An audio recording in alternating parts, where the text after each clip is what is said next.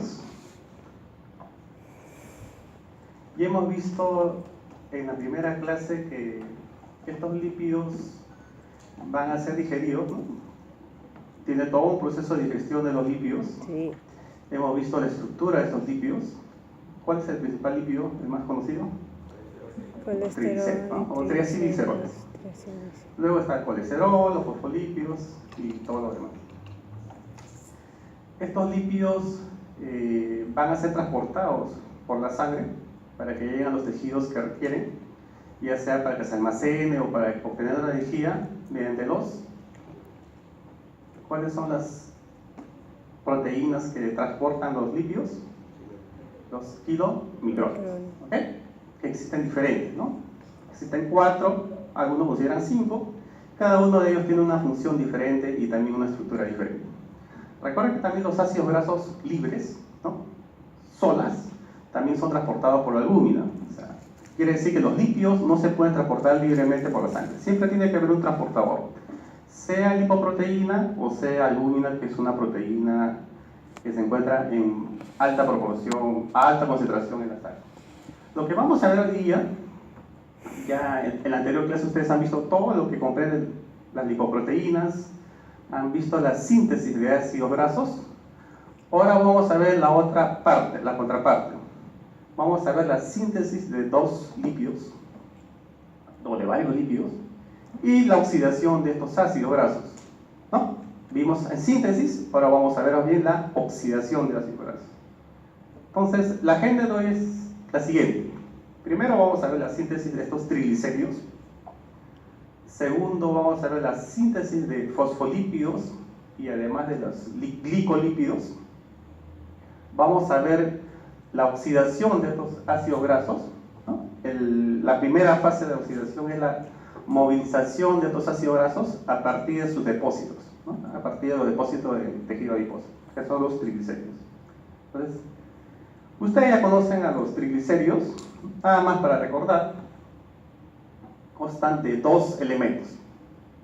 Uno, el alcohol, que es el glicerol, está en la parte superior, y dos, los 3 ácidos grasos. ¿Cuál es el enlace que une estas dos moléculas? Éster. Enlace éster, ¿no? Por eso acá dice ácidos grasos esterificados a una molécula de glicerol a través de sus grupos carboxilo. Quiere decir que se une el grupo alcohol del glicerol con el carboxilo mediante un enlace éster. ¿Okay? Esto produce que los triglicéridos sean una grasa neutra, o sea que no tengan carga. ¿Okay? Estos 3 ácidos grasos generalmente son diferentes. Generalmente. Generalmente también el carbono 1 del ácido graso es un ácido graso saturado, el carbono 2 es un ácido graso insaturado. Cuando tengo ácidos grasos insaturados, este ácido graso disminuye la temperatura de fusión del lípido. Quiere decir que lo vuelve más líquido. Y el tercer ácido graso puede ser saturado o insaturado, cualquiera de los dos. ¿Ya? Esto de forma general. Muy bien, ¿qué va a suceder con estos ácidos grasos, perdón, estos triglicéridos? Una vez sintetizados, se van a almacenar.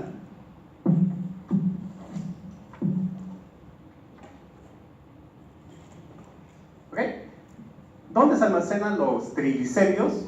Generalmente, adipocitos, o en mayor proporción en el tejido adiposo, ¿no? En el tejido adiposo existen los adipocitos, que son fibroblastos, ¿no? Acá lo tenemos. Esta es una fotografía en un microscopio electrónico, ¿no? Por eso se ven en gran tamaño estas células. Este es un adipocito, ¿no? Este es el núcleo, y ven que tiene una vacuola con triglicéridos, ¿no? Gran parte de la célula lo conforman los lípidos. ¿Okay?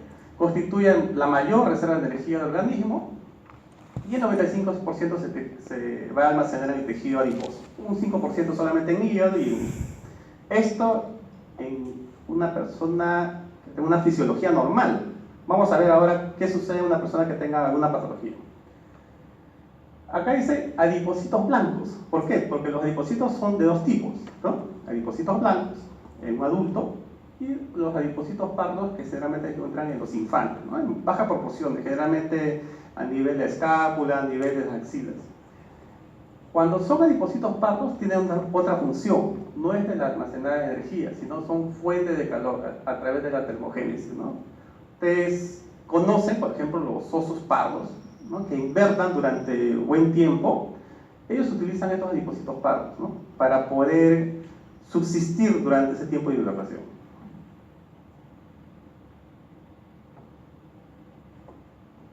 Ahora, ¿cómo se sintetizan los triglicéridos? Si yo conozco o si yo sé que esto está formado por 3 ácidos grasos y un alcohol que es el glicerol, sería sencillo, ¿no? Cojo mi glicerol y lo uno a mis 3 ácidos grasos. Enlaces este. Pero no es tan simple. Esto se va a realizar, necesito 2 elementos, el glicerol 3-fosfato, ¿ok? Este es el descriptor final de los ácidos grasos. ¿Cómo se produce este glicerol 3-fosfato? ¿No? A partir de este glicerol 3-fosfato vamos a obtener el glicerol, el alcohol. Existen 2 vías. En hígado y en tejido adiposo se produce a partir de la glucosa, ¿ok? A través de la glicólisis se produce esta molécula, la hidroxiacetona fosfato. Esta se reduce al glicerol 3-fosfato, ¿no? Por medio de una enzima deshidrogenasa que es la glicerol 3-fosfato deshidrogenasa. Y solamente en el hígado, ojo, pregunta de examen, solamente en el órgano, en el hígado, se va a utilizar una enzima que es la glicerol quinasa, que transforma este glicerol, que está libre, en glicerol fosfato, ¿okay? O glicerol 3-fosfato. Esto lo podemos ver acá en un esquema mucho mejor. Tenemos 2 tejidos. Tenemos el tejido adiposo, perdón, el hígado, y acá el tejido adiposo. Vemos que en el hígado se puede producir este glicerol 3-fosfato a través de 2 vías, ¿no? Una vía directa del glicerol se transforma en glicerol 3-fosfato por una quinasa, y la otra vía es a través de la hidroxiacetona fosfato, ¿no? Que viene de la glicólisis. Esto en el hígado.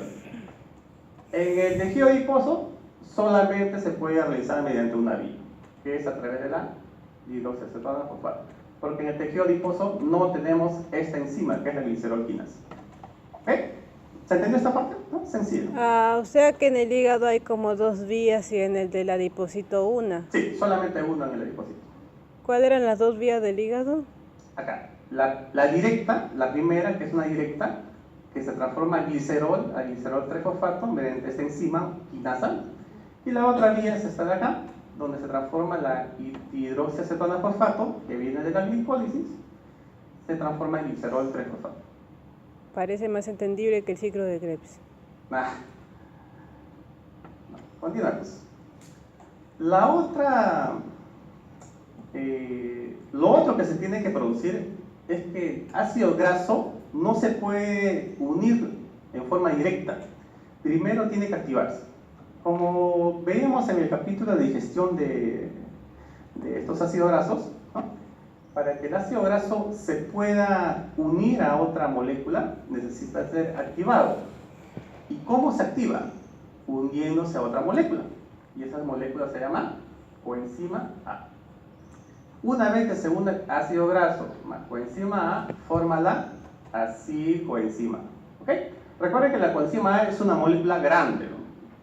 Tiene varios elementos. Dentro de ellos tiene un derivado de complejo B, tiene un nucleótido, etcétera, etcétera. ¿Y quién es la enzima que va a catalizar esta reacción? Es una familia de acilcoenzimas sintesadas, o también llamados tioquinasas. ¿Okay? Entonces la enzima que permite la unión de la coenzima A al ácido graso se llama tioquinasa. Ok, entonces ya tengo mi glicerol 3-fosfato, ya tengo mi ácido graso libre, ya puedo hacer la unión. ¿Okay? Acá dice, ¿no? Síntesis de triglicéridos a partir del glicerol 3-fosfato y así coenzima A.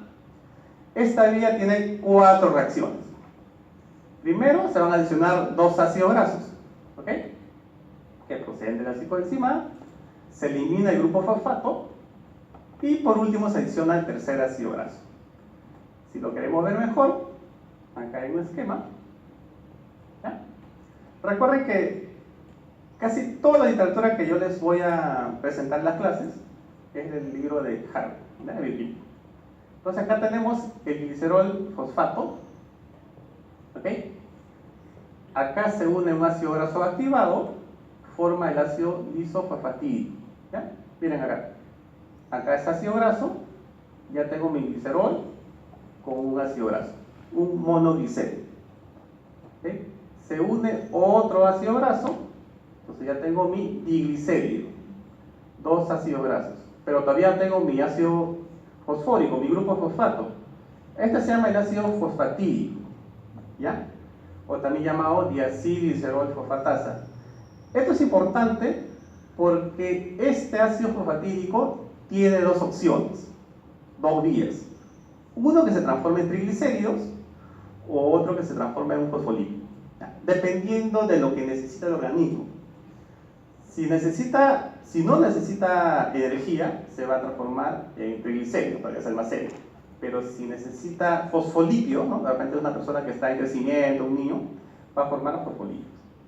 Acá lo que estamos viendo es triglicéridos, entonces este ácido fosfatídico se va a desfosforilar, quiere decir se elimina este grupo fosfato de una fosfatasa y forma el diacilglicerol. Pero todavía me falta un ácido graso más, entonces la adición otro ácido graso y me va a formar el triglicérido. ¿Ok? ¿Se entendió? Acá un ácido graso, acá otro ácido graso. Acá tengo que eliminar el grupo fosfato porque ya no me sirve. Lo elimino y adiciono el tercer ácido graso.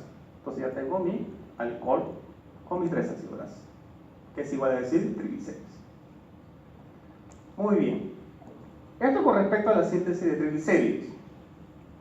¿Cuál es el destino o cuál es el fin, ¿no? ¿Hacia dónde se van estos triglicéridos? Si estos triglicéridos los encontramos en el tejido adiposo, ¿no?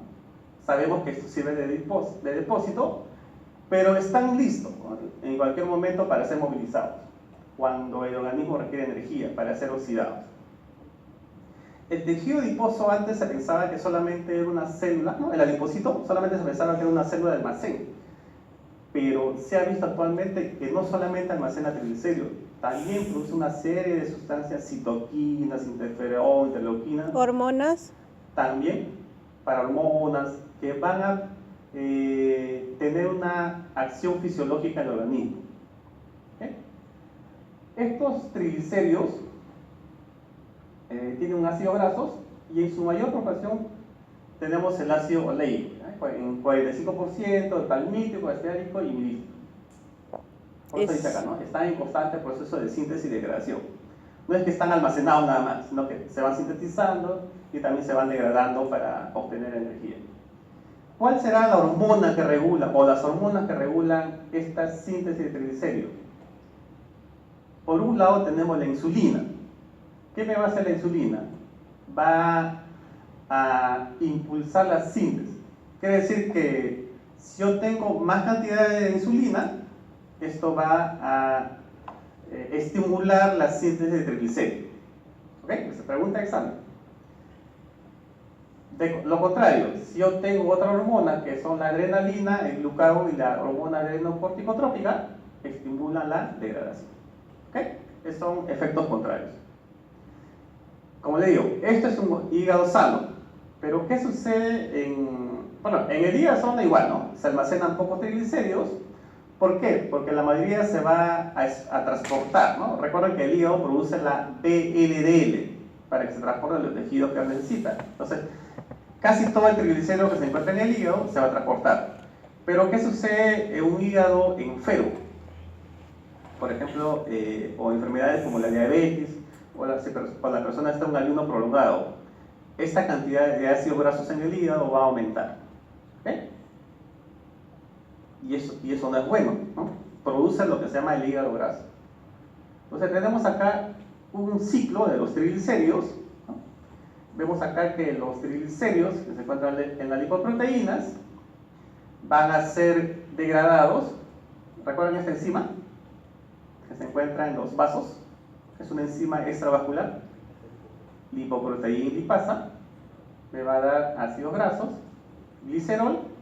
Este glicerol viaja al hígado y estos ácidos grasos en el tejido adiposo se van a almacenar.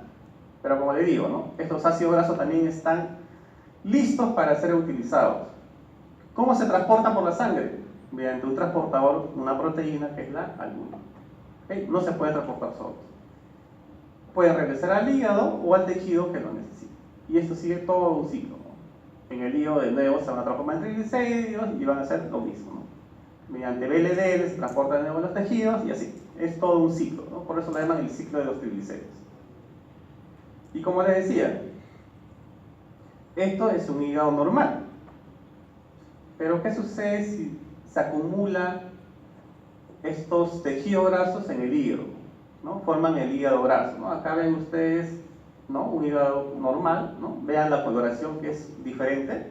Y acá es un hígado graso. La forma también, por lo visto. Sí, también se altera la forma. Y este es, bueno, ustedes que ya están llevando histología, ¿cierto? Vemos acá las células hepáticas, los hepatocitos. Y acá vemos a los hepatocitos cargados con lípidos, ¿no? Con triglicéridos. Esto a la larga, ¿no? Produce, la primera fase es la esteatosis hepática. Generalmente es por consumo de alcohol, pero se ha visto que en personas obesas también se produce una esteatosis hepática no alcohólica. Esto, el siguiente paso es que se produzca una inflamación del hígado y a la larga puede producir lo que llaman la fibrosis del hígado, y eso puede ser un mal funcionamiento. Se inflama el hígado y, como ustedes saben, el hígado tiene múltiples funciones y eso puede alterar, puede producir una falla hepática al final. Muy bien, esta es la parte aplicativa, ¿no? Esta es lo interesante. Ustedes ven que de la parte bioquímica, ¿no? La parte básica, llega a la parte clínica, ¿no? Eso ustedes lo van a ver con mucho más detalle cuando lleven el curso de medicina interna, cuando lleven la gastroenterología, lo van a ver mucho más detalle, ¿no? Pero ustedes ya tienen la parte básica. Muy bien, hasta ahí síntesis de triglicéridos. ¿Alguna pregunta? No. Tratamos de hacerlo lo más didáctico para que se entienda, ¿no? Como siempre les digo, bioquímica es un curso un poco complicado, ¿no? Por los términos, por las reacciones químicas, por todo eso. Entonces hay que hacerlo lo más didáctico para que esto se pueda aplicar en la parte clínica. Muy bien, ahora vamos a estudiar los fosfolípidos. Ya sabemos que los triglicéridos están formados por el glicerol y 3 ácidos grasos. ¿Cómo estarán conformados los fosfolípidos? Hay dos tipos de fosfolípidos: los glicerofosfolípidos y los esfingolípidos. ¿En qué se diferencian o por qué se dividen? Porque el alcohol, en el caso de los glicerofosfolípidos, va a ser el glicerol, y en el caso de los esfingolípidos es otro alcohol que se llama esfingosina, que tiene mucho más carbonos que el glicerol. En los glicerofosfolípidos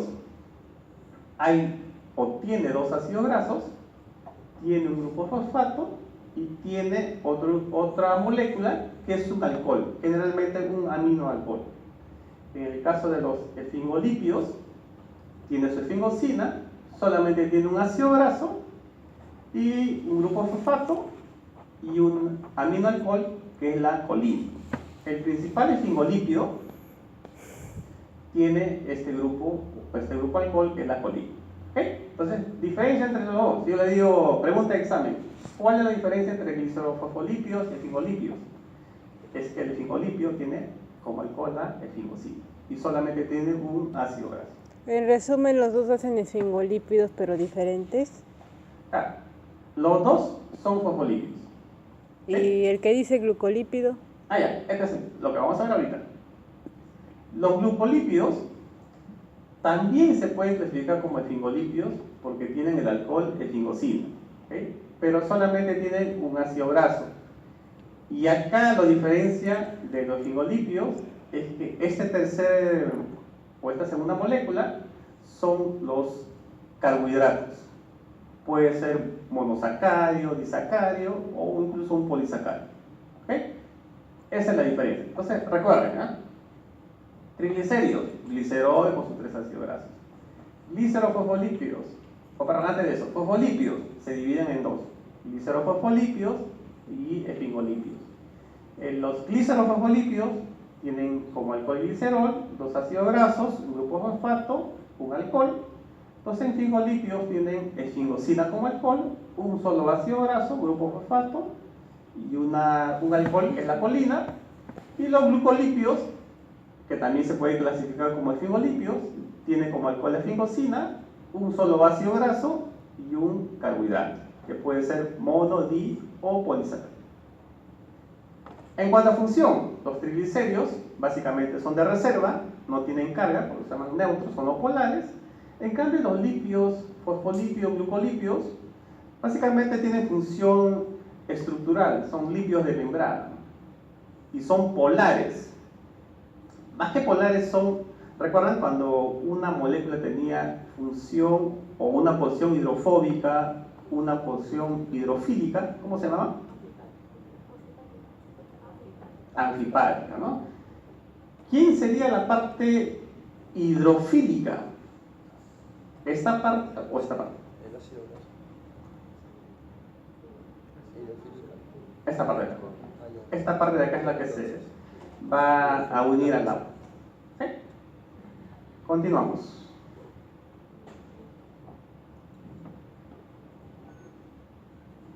Bueno, entonces vamos a ver primero los glicerofosfolípidos. También son llamados fosfoglicéridos. Como ya le mencioné, son lípidos básicamente de membrana. Todos derivan del ácido fosfatídico. El ácido fosfatídico es el modelo, ¿ya? Es el papá de todos los glicerofosfolípidos. ¿Okay? Esa pregunta de examen también. Y como sabe que el ácido fosfatídico es un diacilglicerol que tiene un grupo fosfato en el carbono 3. ¿Okay? Entonces, ¿de dónde derivan todos los glicerofosfolípidos? De una molécula que se llama ácido fosfatídico, ¿no? Y eso ya lo hemos visto en síntesis de triglicéridos. Este grupo fosfato, dice, se va a esterificar con otro compuesto, el alcohol que yo le mencionaba, que puede ser diferentes tipos de alcoholes, ¿no? Si se une el ácido fosfatídico con una serina, será la fosfatidilcerina. Si se une a una etanolamina, será la fosfatidiletanolamina, o también llamado cefalina. Si se une a una colina, forma la lecitina, alinositol, fosfatidilinositol. Y si se une a otro glicerol, formará la fosfatidilglicerol. ¿Ok? Bueno, esto nada más para que tengan, no se van a recordar los nombres, ¿no?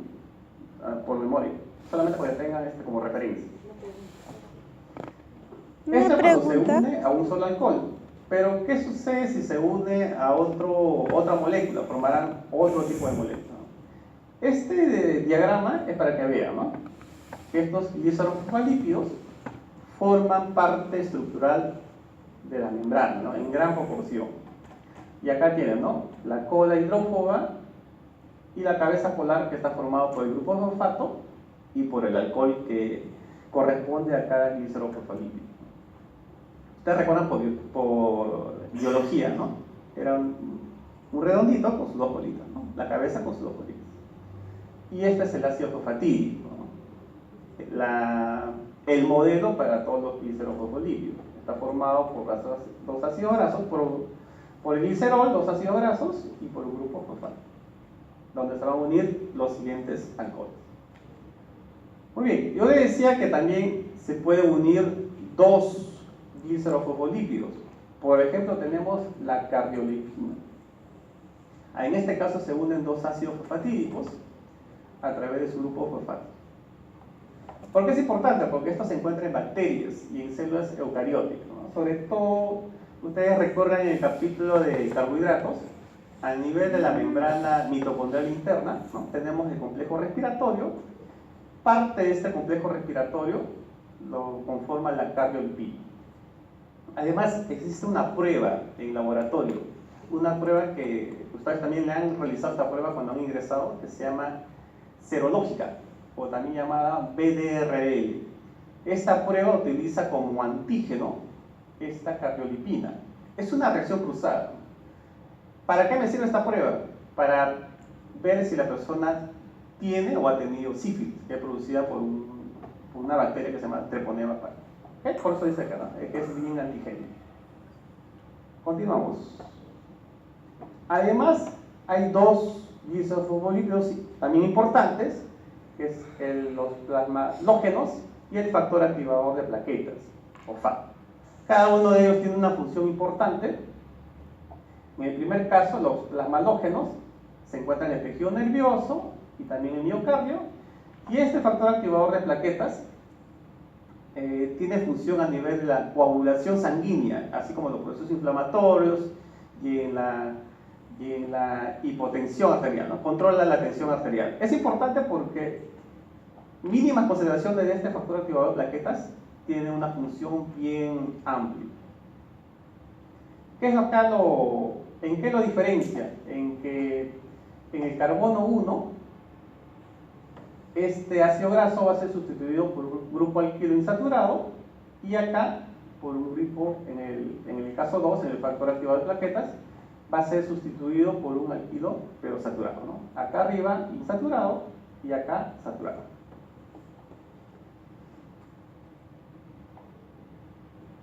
La síntesis de glicerofosfolípidos, ¿no? Ustedes saben que la matriz son el ácido fosfatídico, se puede realizar de dos formas. Acá tenemos nuestros fosfolípidos. Hay dos vías. Una vía en que tú actives el ácido fosfatídico. ¿Y cómo lo activas? Uniéndole a un nucleótido que es la CTP. ¿Okay? La otra vía es que este ácido fosfatídico se una a un alcohol activado. Y por estas dos vías van a formar dos fosfolípidos. ¿Okay? Entonces, dos vías. Que el ácido fosfatídico se active, o que el alcohol que se va a unir, que va a sustituir o que se va a unir al grupo fosfato, se active. ¿Okay?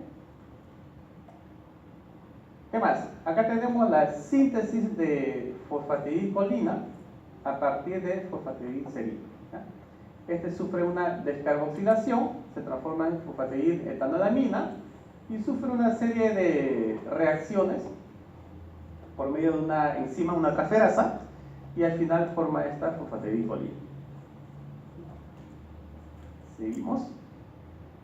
Otros dos glicosfosfolípidos importantes, ya viendo la parte aplicativa, tenemos en primer lugar la dipalmitoidfosfatidilcolina, o también llamado dipalmitildecitina o DPFC. Me parece que ustedes han tenido un seminario de este tema. Es la lecitina que se ha unido a dos ácidos palmíticos. ¿Y por qué es importante? Porque a nivel del pulmón, ¿no? Ustedes tienen los alveolos pulmonares y acá existen unas células que se llaman neumocitos. Estos neumocitos producen una sustancia que se llama surfactante pulmonar. ¿Y qué función tiene este surfactante pulmonar? Disminuye la tensión. O sea, cuando uno respira, ¿no? Respira y esto se inhala y exhala. Para que este alveolo no colapse, necesita un líquido, como una especie de lubricante. Y este líquido es el surfactante pulmonar. Y gran proporción de este surfactante pulmonar lo constituye este glicerofosfolípido, o este lípido llamado dipalmitoidlecitina. ¿Qué sucede? En prematuros, como saben, los prematuros todavía no han madurado su anatomía. Se puede producir una baja producción de este surfactante y produce el síndrome llamado síndrome de insuficiencia respiratoria, ¿no? Que bueno, acá también, pero más en otros países, es una causa de muerte en los prematuros. Produce una alta tasa de muerte en los prematuros. Existe una prueba. Si yo quiero saber la madurez del feto, lo que realizan, de repente ustedes en algún momento lo van a realizar, lo van a ver, lo que retiran es líquido amniótico del feto. Y en ese líquido amniótico le hacen una prueba, ¿no? Donde van a determinar la cantidad, la proporción de este lípido, del dipalmitoidlecitina, y lo van a comparar con respecto a la esfingomielina, que es otro lípido. Si existe un cociente mayor a 2, quiere decir si este lípido está en mayor proporción, significa que está madurando adecuadamente el feto. Pero si existe lo contrario, no. Si existe más esfingomielina, significa que existe una inmadurez del feto. El otro glicerofosfolípido también importante es el fosfatidilinositol. ¿Qué tiene este lípido? Tiene ácido esteárico y también ácido araquidónico. Por eso es que se dice que reserva en las membranas del ácido araquidónico. ¿Qué funciones tiene? Tiene dos funciones: transmitir señales o anclaje de algunas proteínas, ¿no? Cuando se unen unas proteínas forman la glucosilfosfatidilinositol. ¿Por qué es importante? Porque uno dice que es importante o de repente uno como va relegando. Es importante sobre todo cuando existe deficiencia, y esta deficiencia me puede producir alguna patología, alguna enfermedad. Por ejemplo, la deficiencia de este glucosilfosfatidilinositol me produce una enfermedad llamada hemoglobinuria paroxística nocturna. Yo recuerdo cuando hice mi internado, bueno, yo no soy médico, yo soy tecnólogo médico del laboratorio. Mis primeros muestras que me llegaron de hematología, yo encontré un paciente que tenía una hemoglobina de 2. Y de verdad me pareció, o sea, uno tiene la idea, ¿no? Anemia menor a 12 en mujeres y menor a 13 en varones. Pero que te llegue una muestra de 2 de hemoglobina me parecía bien raro, ¿no? Entonces, fuimos a ver al paciente con el residente de patología. Y el médico que lo estaba viendo por emergencia, por trauma shock, nos dijo que tenía esta enfermedad, hemoglobinuria paroxística nocturna. ¿Y cuál es la característica de esta enfermedad? Esta enfermedad produce que los hematíes, es un tipo de anemia hemolítica, produce que los hematíes sean más propensos a la acción de complemento, ¿no? Ustedes han visto que el complemento destruye las bacterias por un proceso de hemólisis. Y acá los glóbulos rojos de estos pacientes tienen una predisposición a hemolizarse. Por eso lo característico de esta persona es que tengan la orina, ¿no? Acá ven ustedes a la mano izquierda, ven una orina normal que es amarilla, o puede ser ámbar, y a la mano derecha ven la orina de un paciente con este tipo de anemia hemolítica, ¿ya? Que es roja, oscura en algunos casos. ¿Okay? Entonces, por eso la importancia de este lípido, porque puede producir, su deficiencia de este lípido puede producir esta enfermedad de la hemoglobina paroxística nocturna, o que le llaman en sus siglas HPN, ¿no? Es más conocido como HPN. ¿Qué edad tienen, chicos? No lo siga. Ahí, está bien. Muy bien. Ahora ya hemos visto la síntesis, vamos a ver cómo estos fosfoglicéridos se degradan. Las enzimas que degradan estos fosfoglicéridos serán las fosfolipasas. Ustedes ya lo han visto en el tema de digestión, existen fosfolipasas, la A2. Estos van a hidrolizar los enlaces fosfodiéster.